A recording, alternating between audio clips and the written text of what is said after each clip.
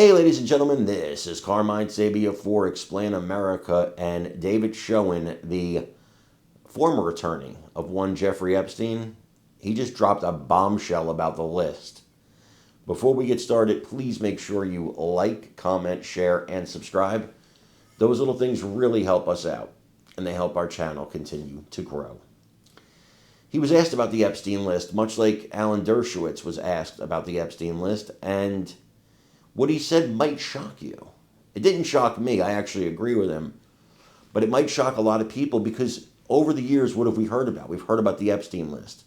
We've heard the conspiracy theories. We've heard the idea that there's this black book of clients, names, and all the top people in this, high ring of important people that are involved. And I think there is truth to a lot of that.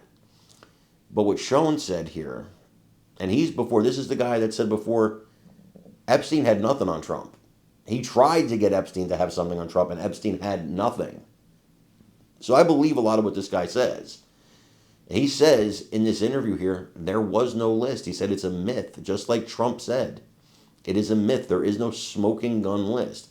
Epstein was not dumb enough to write everything down. You can't be a criminal mastermind and an idiot at the same time.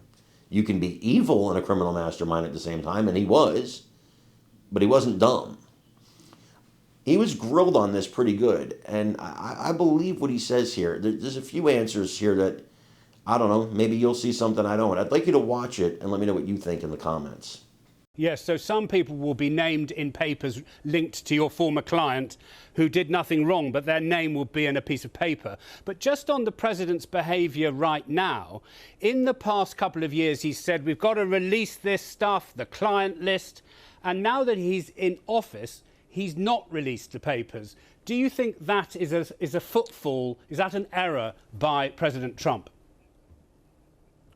Here's what I think happened. First of all, there is no client list, and that's part of the myth surrounding this. If someone were to think that there's actually a list which Jeffrey Epstein wrote down the name of, you fill in the name of the famous wealthy person with some young girl, that just doesn't exist. And if there were such a thing, you can be sure the accuser would have sued that person because they've sued plenty of people and lawyers have made a lot of money off of it.